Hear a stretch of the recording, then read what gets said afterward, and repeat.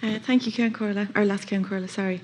I want to ask the Minister what steps you're taking to ensure that the experiences of the 550 people who came before the confidential committee of the Mother and Baby Homes report are officially reflected. I know you committed to formally recognising these testimonies. The lived experience of 550 survivors was not reflected in the final report. And now you're going to commission a new one, so we kind of have the prospect of two contradictory documents. So I'm wondering which ones will form the basis for the redress scheme, especially in relation to forced adoptions, discrimination and the avoidance of direct and actionable attribution of responsibility to the state and religious orders.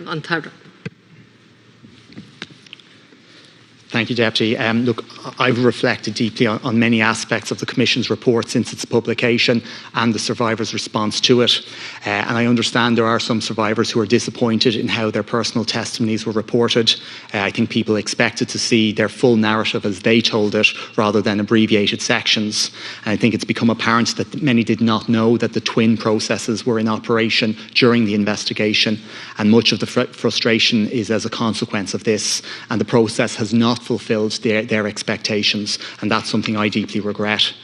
The intention of establishing any inquiry under the Commission of Investigations Act is to provide an effective mechanism to investigate complex and sensitive matters while also respecting fair procedures and natural justice.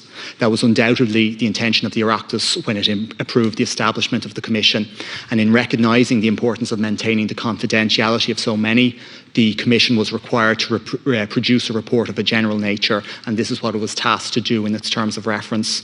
I think while it has been widely reported that the testimonies were discounted or discarded, I don't think that's correct. In the response to the Joint Oireachtas Committee, the former chair of the Commission confirmed they were taken into account and relied upon by the Commission in making its determination on crucial questions.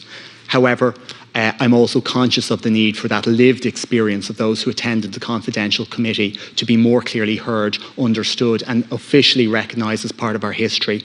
And over the past year, I've met with many survivors and their advocates, and I've sought to understand directly from them their diverse and valid responses to the publication of the report and the government's action plan.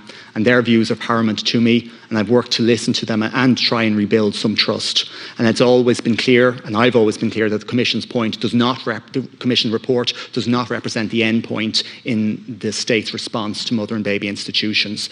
And survivors are telling me they want the historical record of these institutions to reflect their experience, and they want them recounted. So I'm currently exploring mechanisms to achieve this. I'll continue to engage with survivors as well as professional archivists and historians to determine how to best to preserve these important oral histories. Seachta Cairns, 1 minute. I think saying that people were disappointed that the full narrative wasn't in the report is really not an accurate way to describe it. And you spoke about it yourself, about how the Commissioner spoke before the Academic Committee and that they were disregarded. And you spoke about the statutory instrument there as well at the time. But if you don't think it's correct that they were disregarded now, then why are you commissioning a new report so they are reflected? The confusion and contradictions, I think, just contribute to the increasing distress for everyone affected. You say you believe survivors, and then simultaneously the Chief State Solicitor is opposing judicial reviews by survivors who say their testimony was misrepresented in the report. And I think this is deeply callous hypocrisy. You can't commit to officially recognising their evidence and then opposing that same evidence in the courts. Survivors expressed entirely justified scepticism around any state response to the abuses and silence they experienced, but 550 took the incredibly brave step of testifying before the Commission. And then when they found that their testimonies were misrepresented or just disregarded, they were forced to seek a judicial review to enter another potentially re-traumatising process. Thank you, Deputy. But why is the state forcing them down this route as ageing survivors of some of the worst atrocities? We're over time, Deputy. The least you could do is support them in seeking justice. We're over time. Instead of obstructing it. Well, I agree with you, Deputy, in terms of the bravery of the 550 individuals who came before the confidential committee to give their personal accounts of their experiences in these institutions.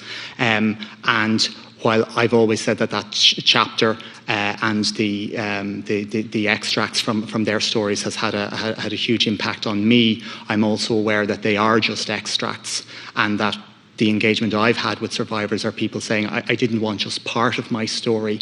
I wanted my entire story reflected on the historical record. And we know that survivors can obtain their testimony from the archive through a subject access request, but that just becomes their personal document. So it's that element that I'm seeking to address, Deputy, to ensure that for those who choose to, that their full testimony can form part of the historical record of what happened at these institutions. And as I say, I don't have the full answers of how to do that just yet. I spoke with yourself and colleagues on the Joint Oireachtas Committee about the issue recently, so I have some more work to do, but that's what I'm seeking to achieve. Dr. Kearns. You're saying that you're speaking to people who say they want their entire story in the report. That is not what I think the rest of us are hearing. People are wondering, they have very considerable and legitimate concerns around things like the finding that there was no evidence of forced adoption. That's not saying I want my entire story represented in this report. That's saying I want a historical fact represented in the findings of this report. And I think the long overdue redress scheme is at the heart of this issue. So if the Commission links its findings to the potentially flawed report, who knows what your new report will find, or I don't know if you're reneging on that now because you haven't mentioned it, but you did say previously you were going to commission a new report to look into the 550 testimonies that were disregarded, then which report do we go off of for redress? How do you square that? I don't think anybody understands. It's a blatant contradiction. So anyone who was forced into the institutions, who was separated from their family, or who lost a family in the system, is entitled to the fullest possible redress as a matter of justice. Thank you, Deputy. Thank you. Minister, to conclude. Thanks, Laskin Corla. Well, look, I am absolutely committed to providing a comprehensive redress scheme. The government was very clear when the parameters of the interdepartmental group was established that we weren't going to be bound solely by the recommendations contained within the Commission's report. I think that's an important step in that it allows us... The report or the new report, will the redress be based on forced adoption or no forced adoption? Deputy, let the Minister answer. It allows us to go past the Commission's report and publish a scheme of redress that is comprehensive. And I've always said it should recognise the time spent within these institutions across both the mother and baby institutions and the county institutions. That's what the government have committed to do, and that's what we'll deliver. We're a little bit, I do accept, Deputy, we are a little bit behind in terms of publishing the scheme of the redress. I do hope to have that soon, and I do hope and I believe it will be comprehensive in terms of the range of the survivor body that it will cover and provide redress to. Ryan Nish.